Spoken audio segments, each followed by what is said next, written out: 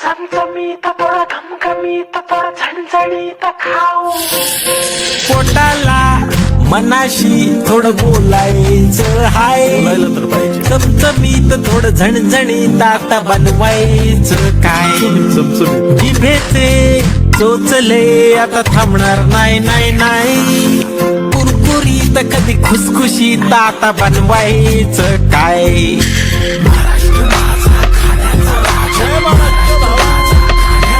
पुण्याची भाकरवाडी, कोकणात सोलकढी, नाशिकची मिसळ तर ठाण्याची भेळ भारी, खानदेशी कालवण, विदर्भाचा ठसका, मुंबईचा वडापाव, मराठवाड्याचा ठेचा.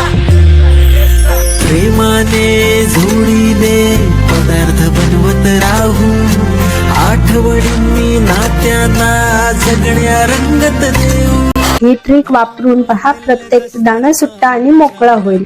सर्वप्रथम बासमती तांदूळ 2 ते 3 वेळा स्वच्छ धुवून घ्या. त्यानंतर पाण्यात 30 मिनिटं भिजत ठेवा. यामुळे तांदळाचा दाणा लांब होतो.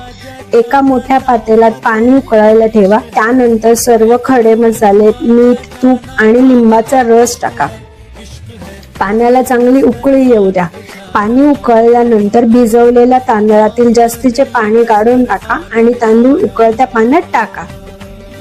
मध्यम आचेवर 80% शिजवून घ्या. भात हवा तितका शिजला की गॅस बंद करा आणि चाळणीवर ओतून जास्तीचे पाणी काढून टाका. भात एका मोठ्या ताटात पसरून ठेवा, जेणेकरून त्यात वाफ निघून जाईल आणि तो जास्त शिजणार नाही. हा व्हिडिओ कसा वाटला कमेंट मध्ये नक्की सांगा.